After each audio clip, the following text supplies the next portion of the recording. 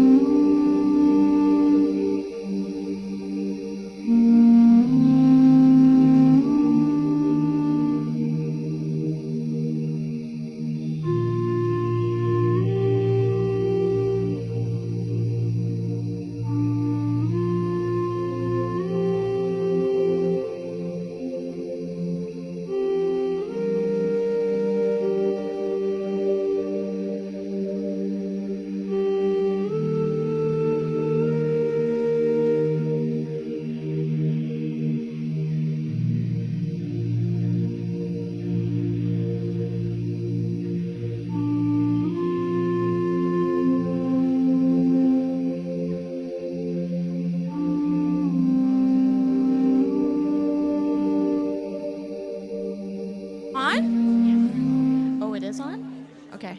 Good morning, everyone. We're going to get started now.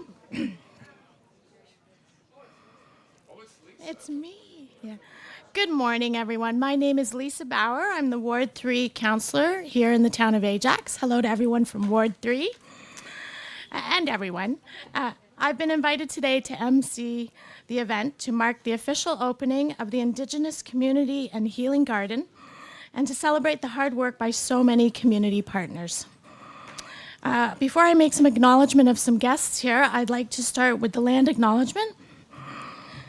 We would like to begin this occasion by acknowledging that the land on which we gather is situated within the traditional and treaty territory of the Mississaugas. More specifically, the Mississaugas of Scugog Island First Nation, signatories of the Gunshot Treaty of 1788 and the Williams Treaties of 1923. This land is, and will continue to be, home to Indigenous peoples. Let us acknowledge the mistakes and traumas of the past through authenticity and support truth and reconciliation. Let us engage and celebrate Indigenous communities by being leaders of action in acknowledging the United Nations Declaration on the Rights of Indigenous Peoples and the Truth and Reconciliation Commission's recommendations toward truth and reconciliation. Let us keep these principles close as we continue towards truth and reconciliation and as we move forward with kindness and respect as a community. I'd like to take a couple minutes to introduce and acknowledge my council colleagues. Mayor Sean Collier. We have Regional Councillor Marilyn Crawford. Regional Councillor Sterling Lee. Local Councillor Rob Tyler Morin. And Local Councillor Nancy Henry. And Regional Councillor Joanne Dyes sends her very best wishes. I'd also like to acknowledge Ajax MP Mark Holland, if he's here. There he is, right there. Ajax MPP Patrice Barnes is also here. And our very own regional chair, John Henry. And a special welcome also and acknowledgement to our Town of Ajax CAO, Shane Baker. Now, there are many, many VIP and special guests here today, so I won't take all morning introducing them. They will come up, and you'll be able to acknowledge them then. So we have a great ceremony starting off with a traditional Indigenous smudge ceremony and a song and drum. And I'd like to welcome Grandmother Kim Wheatley. She is an Ojibwe Anishinaabe grandmother from Shawanaga First Nation Reserve who carries the spirit name head or leader of the fire flower and who is Turtle Clan. She has worked for 3 decades with Indigenous and non-Indigenous communities across Canada and is committed to foregoing good relationships aligned with reconciliation that honor the past, connect the present, and contribute to the future. Please join me in welcoming Grandmother Kim.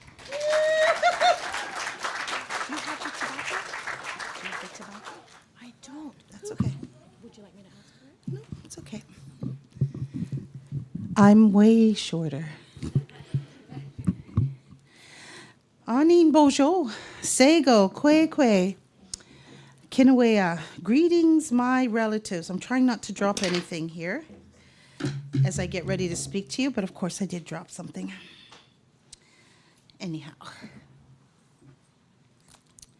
I want to thank you for that beautiful introduction, and I want to welcome each and every one of you here today. When I say Anin Bojo, I say my spirit recognizes your spirit. And we are here to celebrate a vision that is years in the making. And for you to come and see the finished vision today and share and celebrate with us is a really big deal, because this is one of the beginning days of many, many, many days to come as the garden continues to grow, thrive, and survive with your tender loving care, your visits, and your great commitment to having a space of healing and welcome that changes the lives for so many. Outside of a hospital, we know that people are struggling and looking for a bit of respite. We're looking for a place to kind of regroup and perhaps release things that we are struggling with carrying. So as I think about that, I want to start off with a smudge. And many of you are familiar with that, but for those of you who are not, this is not putting those little black marks under your eyes. We're not going to become football players. But what we are going to do is we're going to perhaps go from our head space to our heart space and listen from the place that we call the place of truth. This is where we connect our spirits to the land. And we heard that this is the traditional treaty territory of the Mississaugas of Scugog Island. And if you're unfamiliar with them, they're just up the road a ways. They're not too far at all. Please go and visit that community. They have an amazing powwow in July. And you're all welcome. You get to meet the people that are there, and you get to learn a little bit about who we are, hear our songs, eat our food, maybe buy some of our artwork, and just speak to knowledge keepers. It's a wonderful way to forge relationships, and this is what gardens do.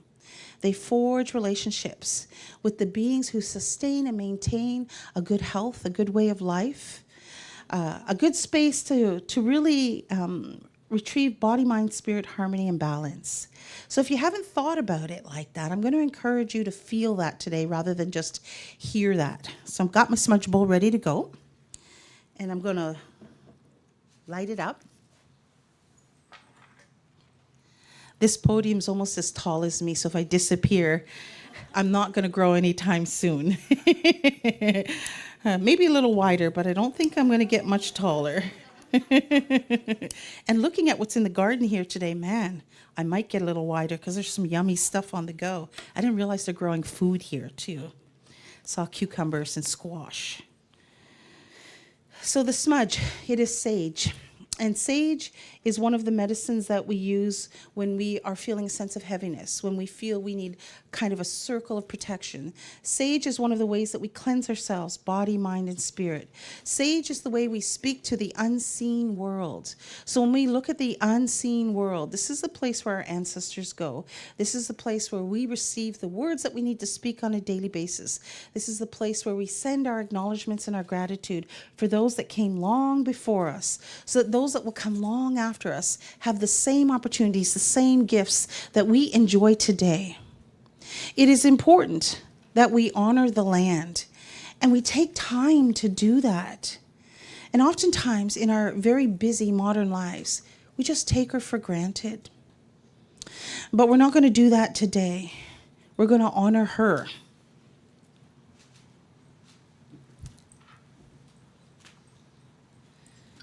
Now, this is not my first visit to the garden. I've smudged the garden many times out of respect and honor.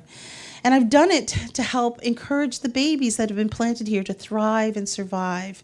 So when we think about all the things that are going to come to this garden, all the visitors that may be here, all the permanent residents who have been interred in good ways into the earth herself with that beautiful earth blanket, I want to pause for a moment and take you on a bit of a journey.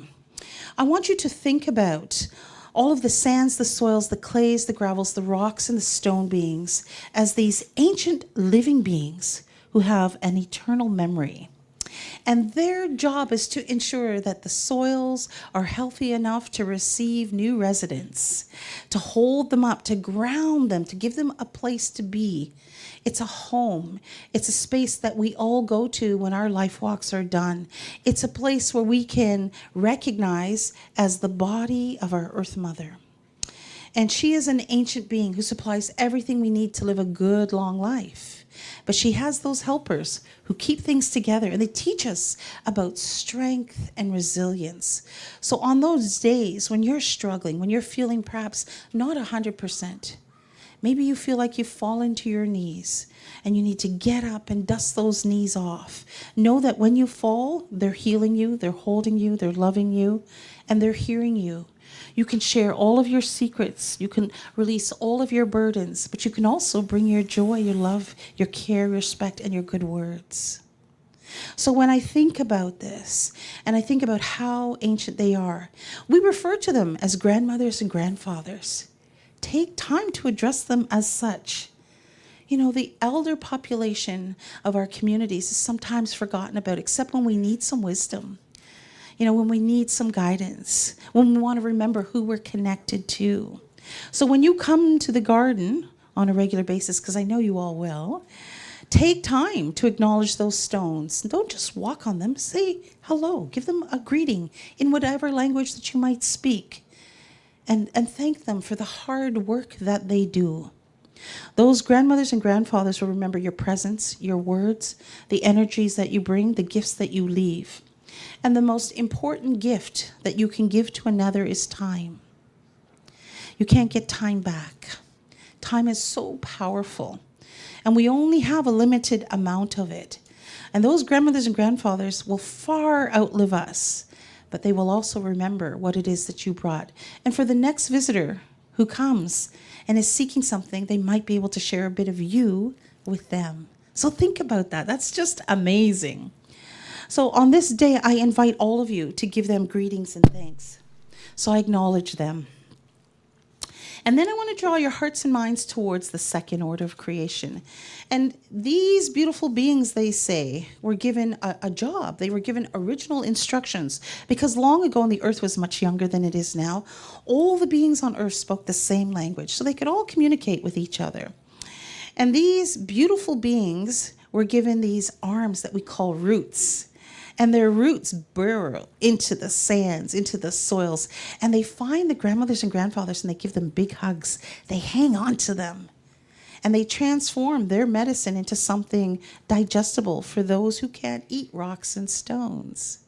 There's so much medicine that comes from those grandmothers and grandfathers, not just the wisdom and the memories.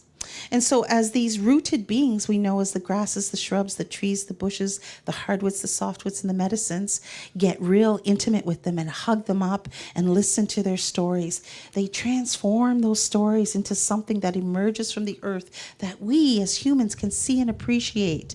These beautiful flowers and trees and medicines. And they announce to us that their presence is here and that they have honored their original instructions, that they are here to take care of us. It's part of the gifting that comes from our Earth Mother.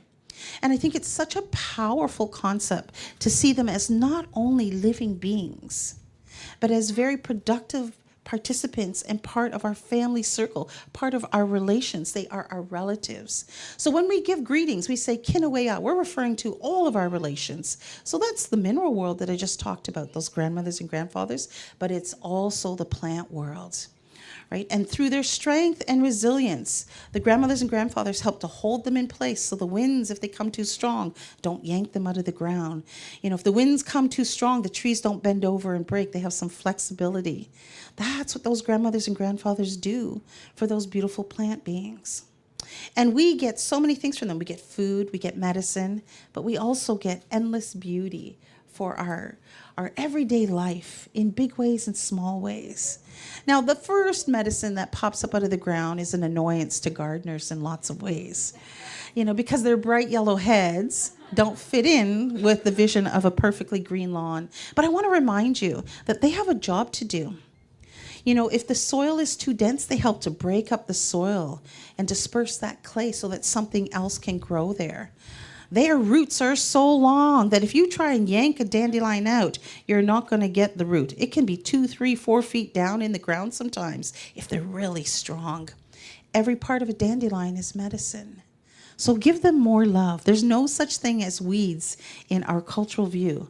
There's only plants you haven't learned about yet. So get to know them a little bit better and welcome them. Don't be so eager to chop their heads off. Maybe find a way to use the leaves in your salads because you pay a lot for that in the grocery store. You can just go to your lawn and get it for free. Don't use pesticides, because that's not the kind of food they need. The kind of food that they need is the kind of food that comes from a loving heart to another. So think about your grandchildren. How do you speak to them? How do you talk to them? How do you sing to them? How do you hold them? Treat the plant beings in the same way, and they will thrive and survive like you couldn't imagine. That's the secret to a green thumb. They love us, and we need to show them that we love them too. So it doesn't have to be just an organized garden. It just needs to be a space where you allow others to grow and thrive and survive as well. Remember, we have displaced so much. And when we displace something, they don't have a home anymore. And they want to come back. They want to find a place of belonging. So switch your attitude, check it out with your heart, and welcome them. Yeah. So I thank those plant beings, and I join you in giving them greetings and thanks. My smudge has gone out. I just want to honor those prayers and those words with this beautiful sage that I hope will keep burning. I thought the winds would help me today, but nope, they're not. So I want to thank all of those beautiful beings from the plant world. And then I want to draw your hearts and minds towards the third order of creation. And we're seeing a return of them, especially in this area. I've been here since the beginning when they first dug ground and we smudged the area and we put tobacco into the earth as an offering. And each time I come back, I hear more birds. I see more little two-leggeds running around. And who knows what else is beneath the earth that we're not even seeing, that's busy at work and giving thanks for our efforts and our loving, kind space. But I'm talking about all of the swimmers, the crawlers, the flyers, the two-leggeds, the four-leggeds, those that live up in the sky world and those that live beneath the earth. When we think about these elder brothers and sisters, and that's what we call them, because they're older than us, they came long before us. So when we think about them, and we think about all the work they do, they feed off of those plants, often the plants that you consider weeds, and think that they're a delicacy. They love them.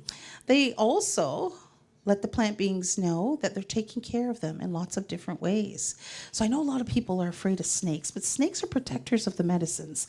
They make sure we don't over-harvest. So I just want to shift your relationship to things that cause fear, because everything was given a job. Everything was given a responsibility. We're talking about the mineral world, the plant world, and the animal world. Everybody has a job to do. They're not here by accident, and they're not here without purpose. So when you see them moving about, doing their job, give them some respect. Give them some space instead of fear. Give them thanks and acknowledge that they're busy at work like you should be, right? And we all have a moment in our lives to shift how we see things around us. And if we recognize that everything has a job and a place of belonging, the earth makes no mistakes, it helps us all to develop that beautiful, harmonious, balanced relationship that we're entitled to. We have young ones who are looking at us to model the behaviors of relationship. And we've done it pretty good with humans, but we've forgotten about the mineral world, the plant world, and the animal world. And so one of the things that gardens do is they innately Make that arise in you. There's an appreciation, a love, a peace that comes over you. And you're having this intimate kind of dialogue without words. It's all feeling. It's all this inner knowing. And I think that that is amazing. I thank them so much for taking the time to remind us about how creation actually works and what our place is in it. Because as human beings, we're the youngest in creation, and so naturally the most dependent. We have to give our thanks on a daily basis. We can think it, we can feel it, we can say it. So with those words, I acknowledge our elder brothers and sisters. And of course, I'm going to light the smudge again because it's not staying lit, and give them a bit of that great respect and care. In all of their great diversity, because they're just as diverse as human beings, if not more so. We haven't even discovered all the beings who exist on the earth that are not human yet. And I also want to think about the earth herself and all of the elements that come to visit her. Because when we think about earth, air, fire, and water, we think of them as these inanimate kind of things that support the earth and are useful to us as humans in different ways. But they're actually living beings in our cosmology. The fire is a grandfather. And we see that in the sky world with the sun. And so my hope is that there will be enough sunshine that will fall upon this garden on a regular basis to allow the plants to thrive and survive, because they love sunlight. This is how they actually get their food and reinforce their connection to all of creation. And it is my hope that the rains will come enough to assuage their thirst, because plants, they drink water. Water is life, and good, clean water. So that there's not just the hose and the dependency on the hose, but they get that beautiful, sacred water that comes from the sky world to quench their thirst and to, again, allow them to thrive and survive. I also want to acknowledge the winds, that they'll keep the area clean, and that us humans will help in that process, so that debris isn't flying around and garbage isn't thrown into the gardens itself, because that's not the kind of food that they thrive and survive on. And that we'll all each do our part regardless of whether it's ours or not. And we'll teach our children, and we'll bring our olders and elders to come and sit and enjoy this space in the same way, and maybe share the stories and let those go out on the wind to all of creation, so that all of creation gets to know that we are visiting in a good way with a good heart and a good mind. And then I want to think about the earth herself, the body of our mother. She receives our bodies when we're done. She holds the seeds dear, those babies, and helps them to have the best opportunity to grow and give us what it is that we think we need, but also to give the rest of creation what they need. And she always knows what you need. So put your hands in the earth. It's not dirt. Thank it. Put your energy into the earth. That's what grounding is. That's what earthing is taking your shoes off and letting that soil travel all over your feet and receiving the balancing energy that comes from her to help recharge you and renew you, revitalize you, and reconnect you to the truth. The truth comes in lots of different forms. And it's my hope that you will sit in your truth in this garden, and indeed many gardens, that each and every one of you will take time this year to get to know a plant being, or a soil being, or a stone being, or one of the elder brothers and sisters I spoke about, and welcome them into a space and place where they are safe, they are protected, they are honored, they are welcomed. Because I feel very welcome here today. This is a magnificent celebration that we can all enjoy. We can all spread word about. We can all find ways to support. They always need volunteers. I'm putting a little poke out there for those who haven't stepped forward yet. It takes work to maintain a garden. It's not just for visiting. So if you have that time and that opportunity, please contribute where possible. Time, money, plants, whatever it is that you can bring to the table, so that this can become a very rich and welcoming space. I have spoken much today. My heart is full. I'm so honored to be here. Congratulations, Ajax. Congratulations to the hospital. Congratulations to the foundations who found the money to bring this to life and breathe life into it. It's an amazing piece of work. It's an amazing piece of art. It's an amazing sacred space that I, as an Indigenous person, can truly value and celebrate in. But you don't have to be Indigenous to enjoy it. I want to remind you we're all Indigenous from somewhere on the earth, though. So as the human family, as the babies in creation, do your part. Sing your songs, share your stories, release what you cannot carry anymore. Embrace the gifts that will come from this space, regardless of whether you know it or not. And just give thanks in the many languages that we speak, in the many ways that we can hold that gratitude. And I want to honor the space with a song. I'm going to sing a song called Wildflower. And as I sing the song, if there are words that you think I should have spoken that I didn't speak, can you please speak them, feel them, think them, so that they reach all of the beings that are here? Because they hear all languages, all forms of communication. So if you think something good, they hear it. If you feel something good, they feel it. If you speak something good, of course they can receive that too. It's all energy. So as I sing this song, that's what I'm going to encourage you to do. And I'm going to give thanks to the earth herself and all of the things that she has provided to us and continues to do so. No holidays, no sick days for her. Miigwech mashkik mikwe, for all that you do, all that you continue to do, all that you support, and all of the stories, the memories, the love, and the gifts that you continue to provide to us, so that those that come along after us will have the same opportunities, just as those that came before us have enjoyed for time immemorial. I'm going to step away from the mic just a wee bit. I think I sing a little bit louder than this mic is prepared for. I don't know. I'd given him a wink back there. He's like, I'm ready for you. We'll find out. So this is Wildflower. I'm going to sing it to the 4 cardinal directions to acknowledge all of the directions in which we might have come from, that we might travel to, in which the plants have come from and might travel to, in which creation pays attention to, because those 4 sacred Madok, those 4 sacred directions are always listening. And we have no favorites. We treat them all equal. But we want to acknowledge them in a good way, with a good heart and a good mind. And for those of you that traveled far, welcome. Thank you so much for making the effort to come.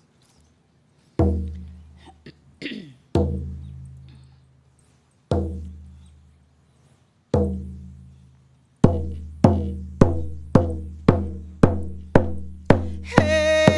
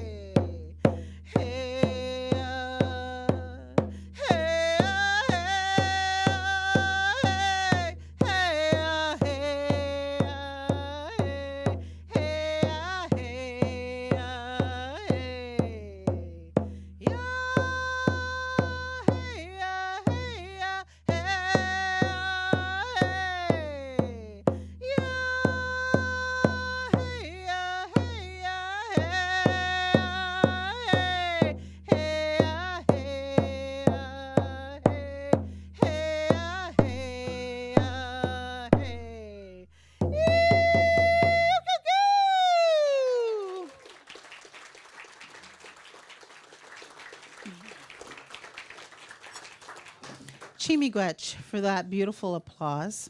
Chimigwech for the opportunity to speak at my leisure up here.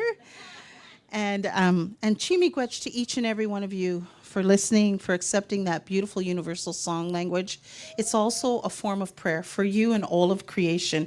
It's such a thrill to be here, but I am actually done now. I'm going to give up the mic and let other people speak. So enjoy the rest of the day. And again, Chimigwech.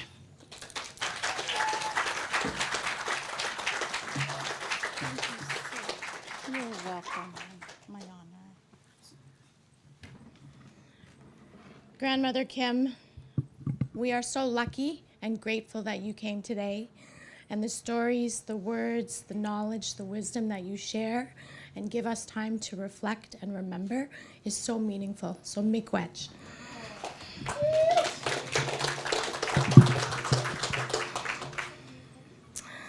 I'd now like to call on our esteemed mayor, Sean Collier, to come up to the podium.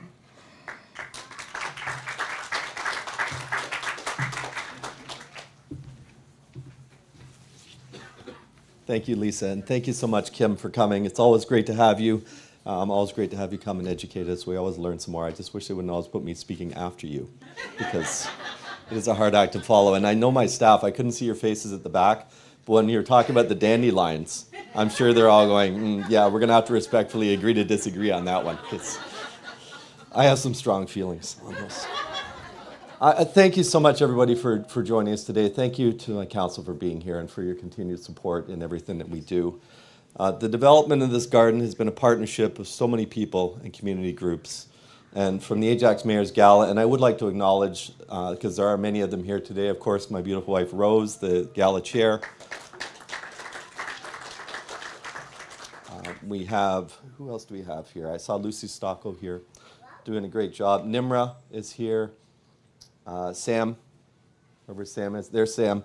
I hope I didn't miss anybody, but these ladies work so hard to put this together so we can assist and fund events or projects like this. And I also have to speak about our incredible sponsors. And again, many of those are here, and I am going to acknowledge you. I saw Max, Dennis, and Yulia and Tanya from Ledham are here, some of our title sponsors. Thank you so much. Casino Ajax, I saw Christine here. Ontario Power and Generation. Annalise is around here somewhere. Coghlan Homes. Lynn, I saw you at the back. Please, thank you for all that you do in our community. Walkerhead, Vic Scroll from Walkerhead, and of course Tribute Communities, Lucy on our committee, and also for Tribute Communities for all the hard work that you do. Without the generosity of our sponsors, we could not do things like support the Indigenous Garden and the other great work that we do in the community.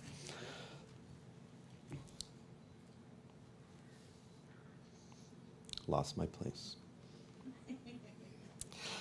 The Ajax Hospital Foundation, who provided the land and saw all this good from the project would bring to the hospital. Amazing vision. Thank you. And of course, to the Indigenous design firm, Minicon, I don't know if anybody is here from them, who brought their expertise and beautiful storytelling to the garden design. We Grow Food, anybody here from We Grow Food? Great organization, and members of the community who have also supported the planting. And of course, as I started with, Grandmother Kim Wheatley. Thank you so much again. Also been by our side for this entire journey to remind us of the importance of recognition and teach us about our connection to the earth. Thank you. This garden incorporates traditional medicines and healing plants as well as other food crops to provide fresh food for those in need. It also stands as a symbol of our community's commitment to truth and reconciliation, and as we stand in solidarity with all Indigenous communities. On behalf of Ajax Council, of course, of our Gala Committee, of all of our very, very generous sponsors, so pleased to celebrate today's official opening of the Indigenous Community and Healing Garden. I want to thank everyone who supported the creation of this garden in ways large and small, and I ask you all join me in a round of applause and thanks.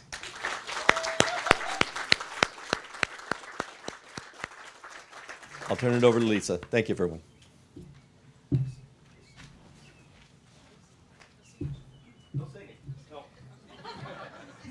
I'll get the drum for you, Mayor Collier.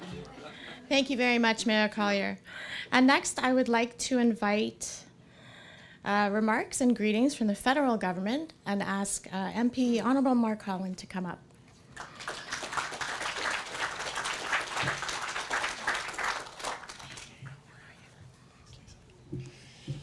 Thank you so much, Lisa. Thank you, Mayor Collier, and members of council, and most specifically, Grandmother Kim. Thank you for your words of wisdom and for sharing that with us. It's deeply meaningful.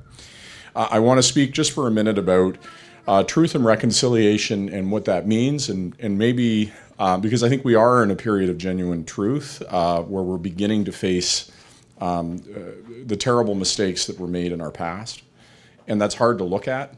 When we have a National Day of Truth and Reconciliation and we look at, the mistakes that were made, it's deeply painful.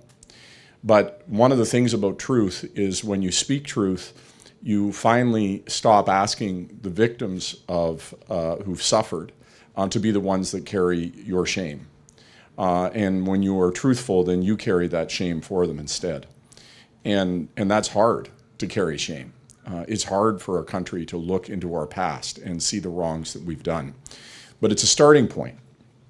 And then we begin the process of reconciliation, which is making right what was wrong, owning what was done, and in building those relationships. And there will be a period when, after truth and reconciliation, there is a period that follows. And that is a period, I think, that we can greatly look forward to in this country, where nation to nation, we stand as equals and we learn from each other, and we listen to the wisdom that we have to share with one another. And it's going to be a lot of work, but in places like this, we begin not only to experience that process of truth and reconciliation, but the promise of what follows, the brothership of what follows, the knowledge and the wisdom that flows from it. So deeply grateful to be here today, deeply grateful for those that participated in this, and very much look forward to the wisdom that will be gained by spending time in this garden and to talking with one another. Thank you.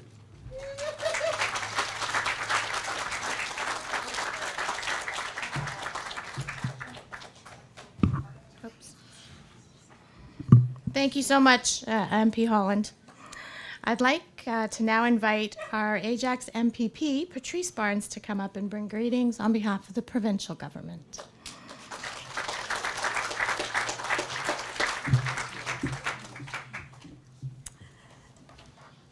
I'm closer to Grandma Kim than to Lisa.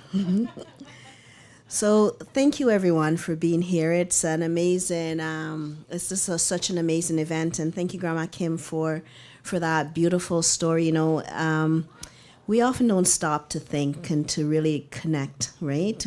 Not even with just grounding ourselves in the earth, but even grounding ourselves in each other. And so it is such a great reminder that, we need to take a minute. And we have gotten in the habit of acquiring things and not really experience. I was just talking with somebody about that we need to change how we connect in so many ways. So thank you so much. So I just want to acknowledge the mayor and council. Thank you for having me here. I really appreciate the opportunity to be here. And the Indigenous community in Healy Garden at Ajax Pickering, I was here when we started. We sort of broke ground, and now to see it come to fruition is an amazing journey. I recognize Mayor Collier and the representatives from the National Healing Forums, Joel White Duck and Laura Markuski, who have been great guides and contributor to this project. Mikahan Innovation and Design provide great insight into the creation of this place that embodies the rich history of Ontario's Indigenous communities and their tradition. Thank you so much for the work. The new Indigenous Community and Healing Garden at Ajax Pickering is a great space to do and manifest peace, comfort, calmness, and to reflect on our journey as a people, as our journey as a country, and our journey of reconciliation. And so this is just a start. The project has a combination of symbols that represent Indigenous teachings and an opportunity for the community garden producing the three sister corn, beans, and squash, alongside other fresh produce and herbs. And these will be made accessible to individuals and families at no cost thanks to the team at We Grow. And so I just want to hope that each and every person here will spread the news that it does exist, and that each and every person here will take the opportunity to sit for a moment in a space that was created for reflection, for peace, and to really reconnect with each other. So thank you so much to our community partners, for all the members that have been a part of this journey, that have contributed and have seen this vision come to fruition. I just want to thank you all for the opportunity and for the effort. Have a great day. I also have a scroll for the Ajax Pickering Hospital Foundation. I don't know who is going to collect that. Thank you so much. Thank you.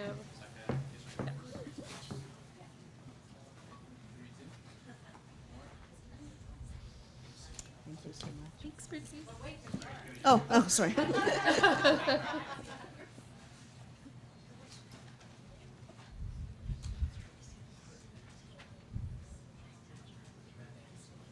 Okay. All right. Thank you.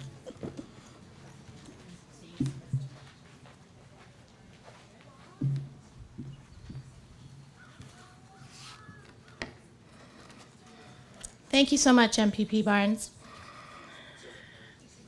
We have a special treat now. Runs in the family.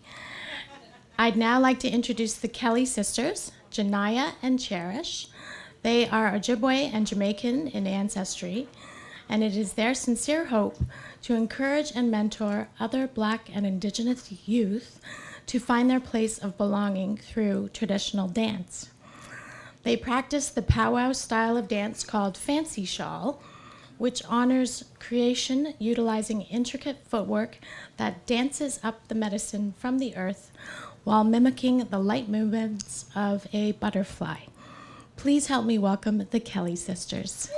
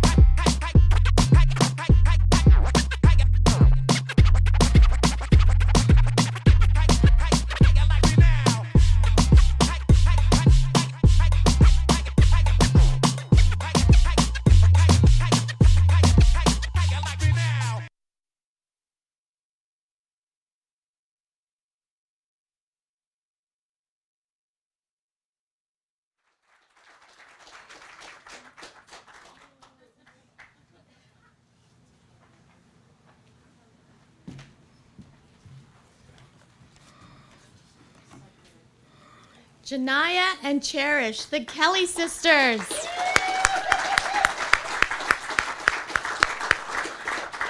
Thank you so much. You know, we are very fortunate to have the Ajax Pickering Hospital right here in our backyard. And to bring greetings on behalf of Lakeridge Health, I'd like to please invite up the President and CEO, Cindy Davis.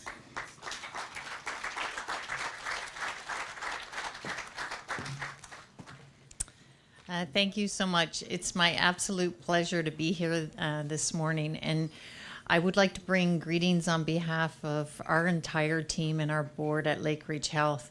I'm absolutely humbled and grateful for what's happened both in building this garden, but also what we're experiencing today. And so just a huge thank you.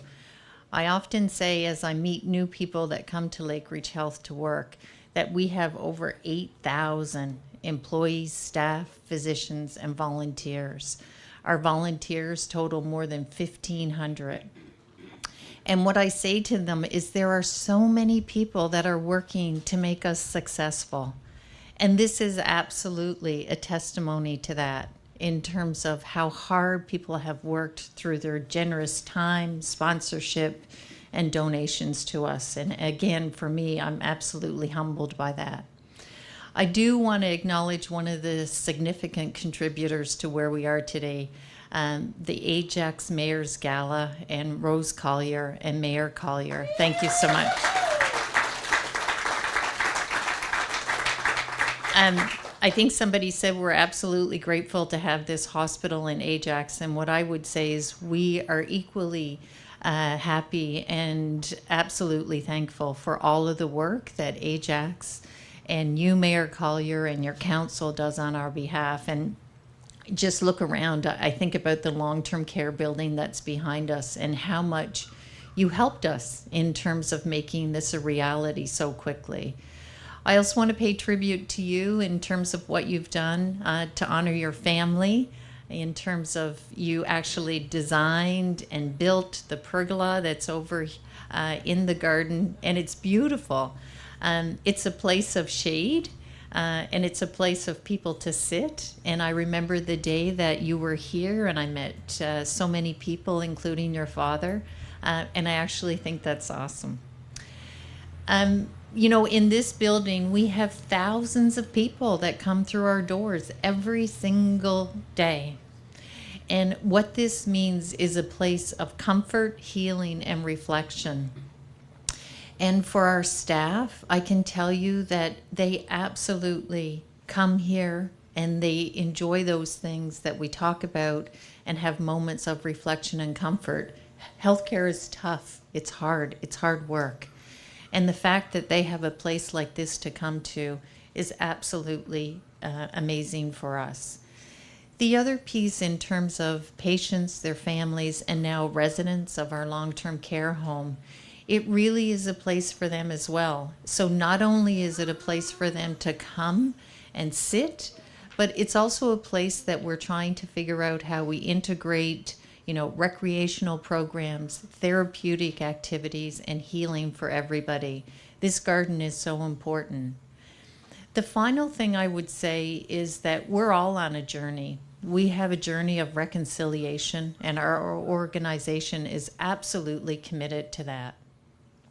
Our board has set an agenda for inclusion, diversity, equity, accessibility, and anti-racism that they have charged all of us in our organization to do better and to reflect the needs of our community. And this today is one more step and one more piece on that journey for us. So again, sincere thank you. Thank you for coming out. It's a legacy that we will continue to build on at Lakeridge Health through your generous support.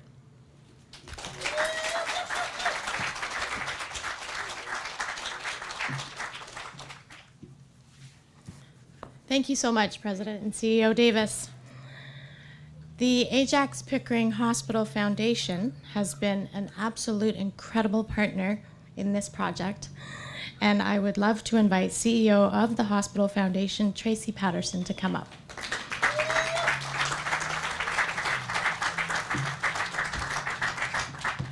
Hi, thank you all. It's tremendous to be here today, and this really is a labor of love for many years. Our first meeting was February 2020. I don't need to remind you what happened the month after that. Put a little kink in our planning for sure. But by the time May 21 came around, the town of Ajax was on board with us and helping us guide us through this project. And I have to give my most sincere thanks to everybody at the town of Ajax. I don't think you know how many people worked on this project.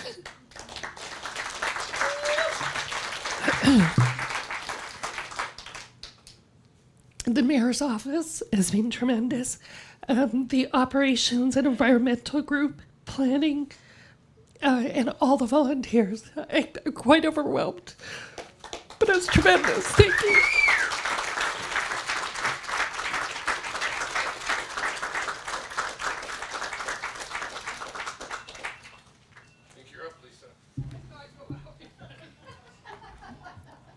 Thank you so much, Tracy.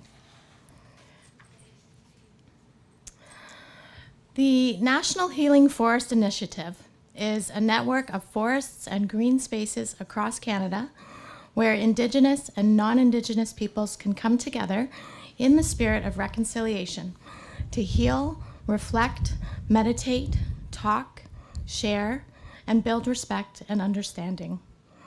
In June last year, I brought forward a motion to my council colleagues, seconded by Regional Councillor Crawford, to direct town staff to work with the Hospital Foundation to pursue a National Healing Forest designation. It was supported unanimously by all members of council at that time. Today, the garden is now part of this broader network. To talk about the National Healing Forest Initiative, I'd like to invite co-founder Peter Kroll to come up.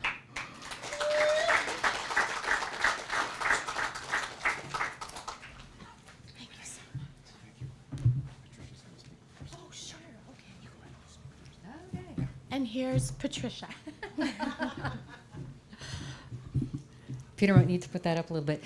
So my name is Patricia Sturbies. I'm one of the co-founders of the National Healing Forest Initiative, and Peter and I are so grateful to be here and to participate in the opening. We just want to say welcome to the National Healing Forest family. And I'm going to let Peter speak here, but we're going to give a gift to Grandmother Kim and Cynthia and where's Mayor Sean? Wherever Mayor Sean is, we'd like to do that for you. So Peter.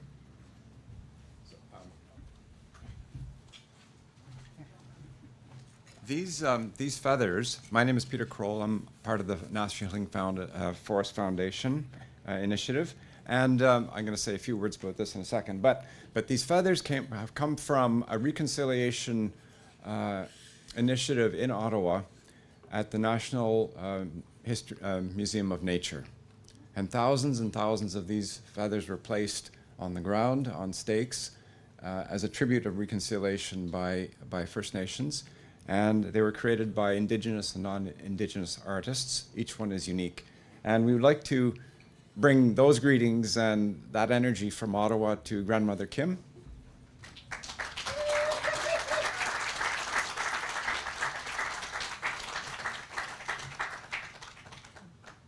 And maybe just say the names and Mayor Sean.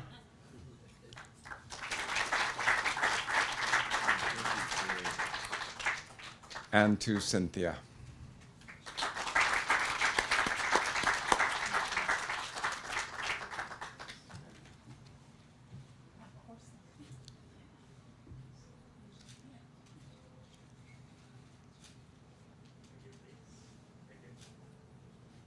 Sweet. I think that would be a great photo. Mm-hmm. Do you guys want to step a little bit closer? Sure. Oh, sure.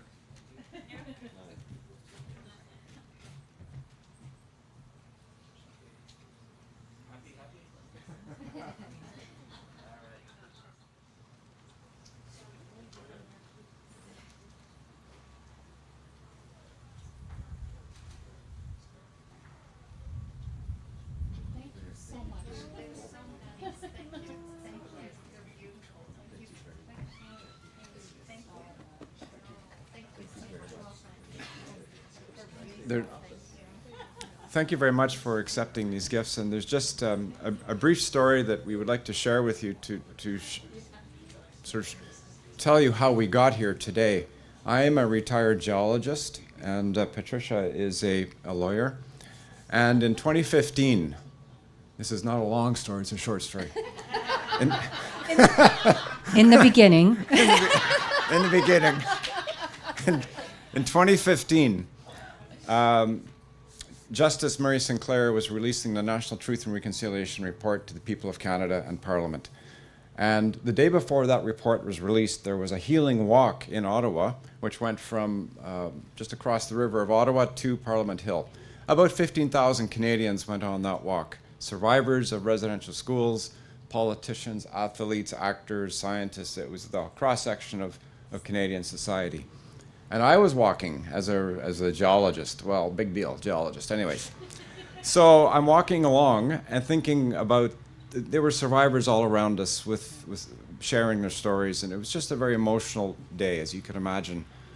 And I said to myself, what can I do with these 94 calls to action? What can a citizen do to help with reconciliation in this country? And it came to me, the idea that we cannot talk about reconciliation inside buildings that are constructed by the society that created the trauma of the residential school system in the first place. It's not respectful, it's not right, and the energies are all wrong. And I said to myself, you've got to do this outside. And I shared, come over here, Patricia. You stand like on my right, because this is how it was. I was walking. And I said this to Patricia, my idea. And she turned to me and said, Let's do it. I'd never met her before in my life. And so Patricia is from the Cowessess First Nation. I'm not Indigenous. I'm Scottish ancestry. So we like to say this is reconciliation in action right here. Right. So a week later, we met for coffee, and so the idea started to go. And people think that we're an NGO or some kind of a foundation or something. We're not. We're two people that have become friends who share the idea one conversation at a time. We have a website. We're not legally incorporated. We don't have a board. We don't have a budget. We don't have an office. All we have is our friendship, our relationship, and an idea. And we're kind of like mice in a forest, just like scurrying along, sharing that idea with people that want to listen to us. And as a result, there's 16 healing forests in this country, with 16 more being developed right now.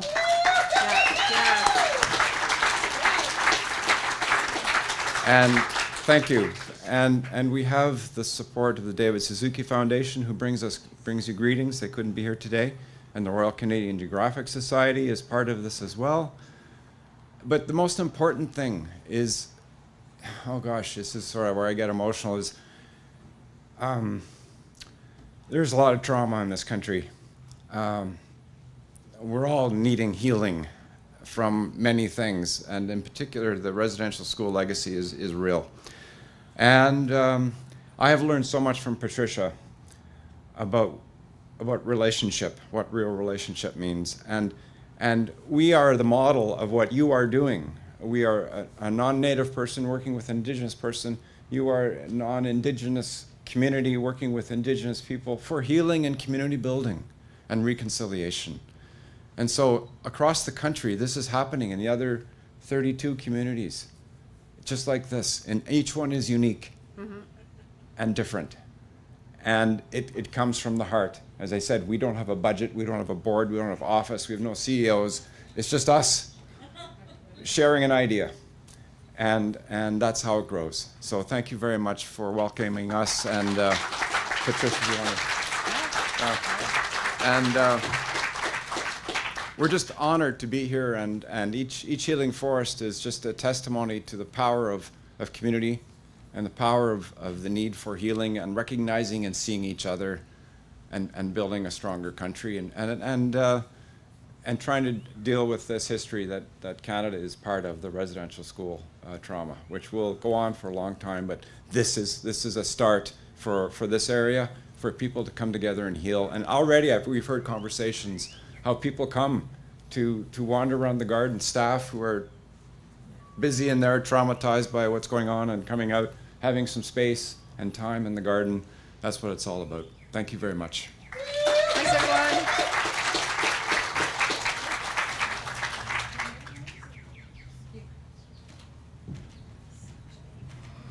Thank you so much. We are so very proud to be a National Healing Force designate.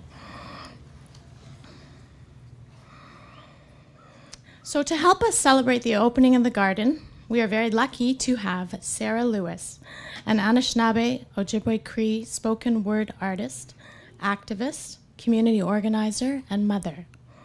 Sarah's poetry envisions a decolonial society and reminds us to rest, resist, question, choose nature, and love. Her poetry also highlights the resurgence of Indigenous communities and how Indigenous people are reclaiming their identities, culture, strength, and sovereignty. Please help me welcome Sarah Lewis.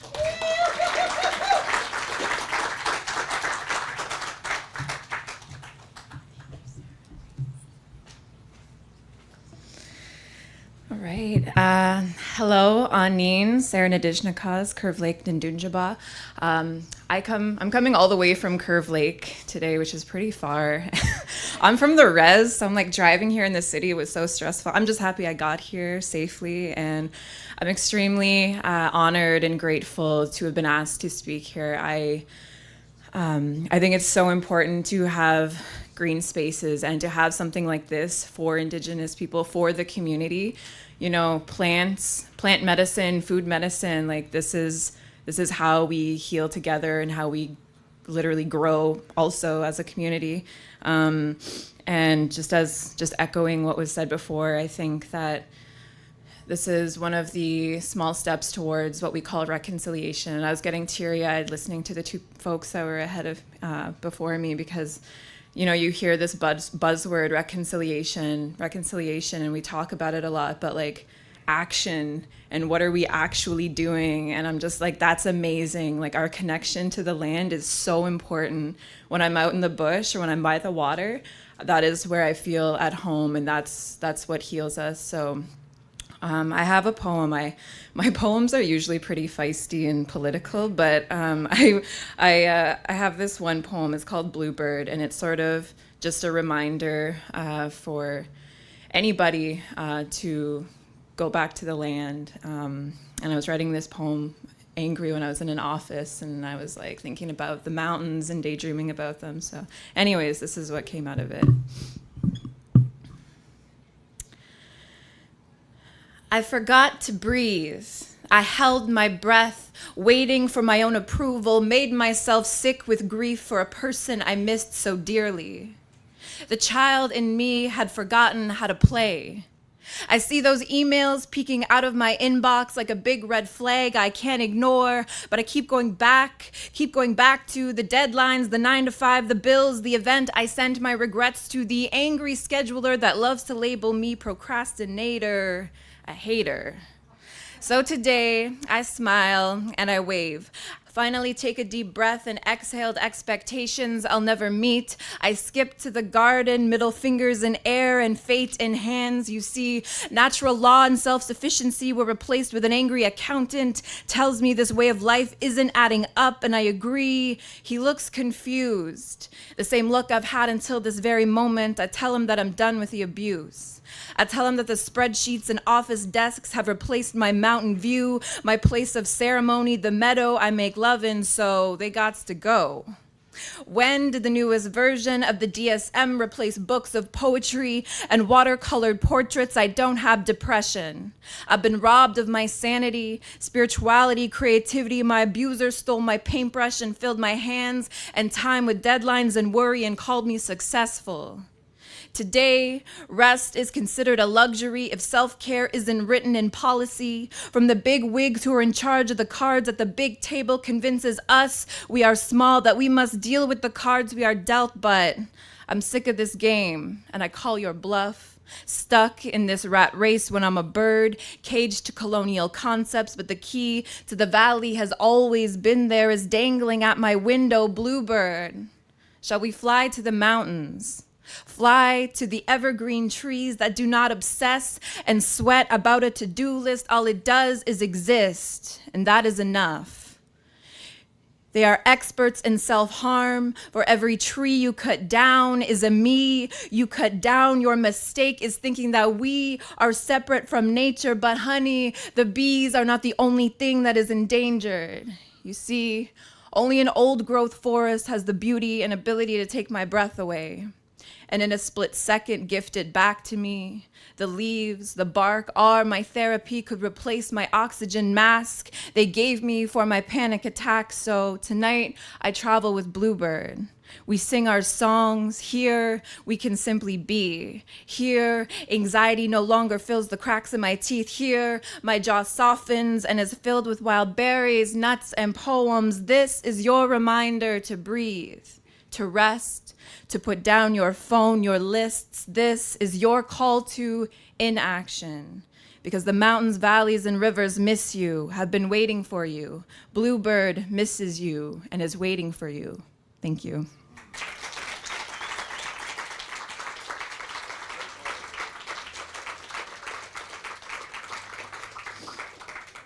So I have one more poem, and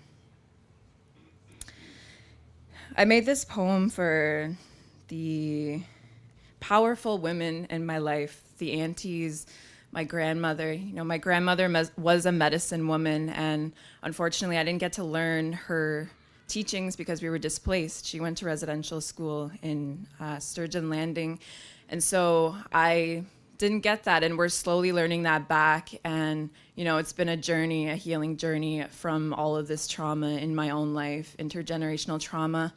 And it's those aunties who still like brought me back from addiction, who brought me back from mental health, like so many things. I can't express my gratitude, and I want to say Chimiigwech to Kim and the Kelly sisters for being here to see like my people and to see doing this. I'm just like, it makes my heart so full. So this next poem is called Warrior Cry.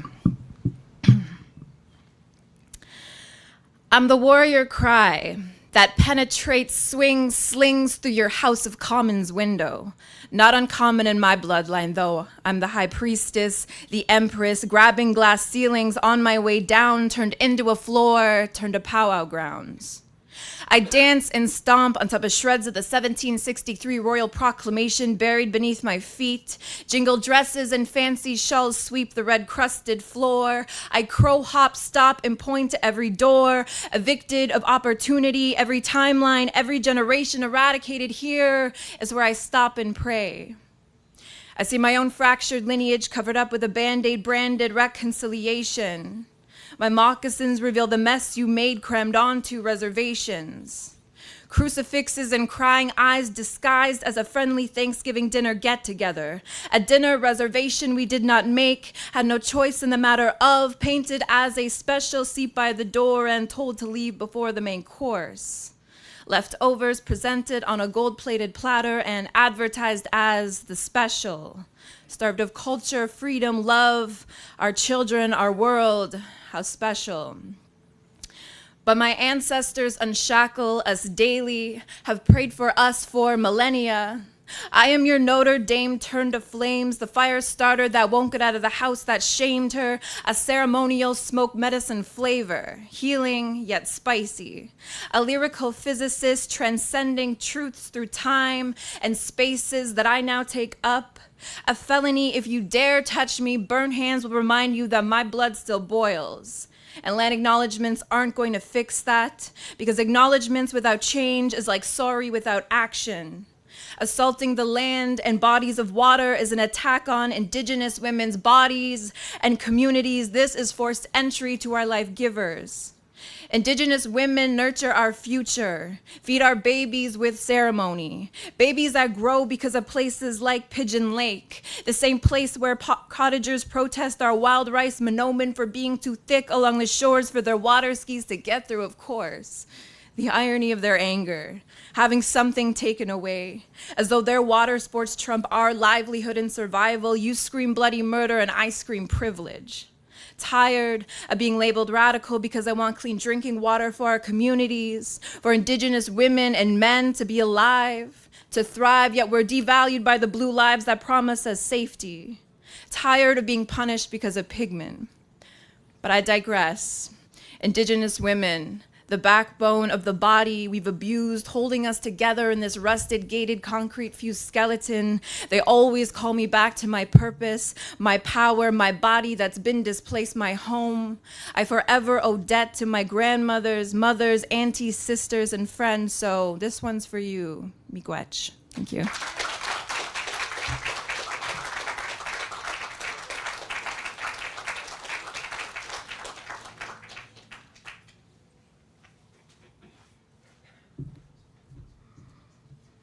Thank you so much, Sarah. Chimigwech. So we're at the end of the ceremony. Thank you to everyone for taking the time to join us today to celebrate the official opening of the Indigenous Community and Healing Garden. I'd like to invite you to enjoy some treats, experience the garden, and please take home a plant that I think is over that way on your way home to enjoy. Can I please ask the counselors, MP, MPP, the hospital, the foundation, the National Healing Force, all our guest speakers to please stay, and dancers and Grandmother Kim and Sarah to please stay behind so we can take a couple of pictures. Thank you so much, everyone. Enjoy the rest of your day.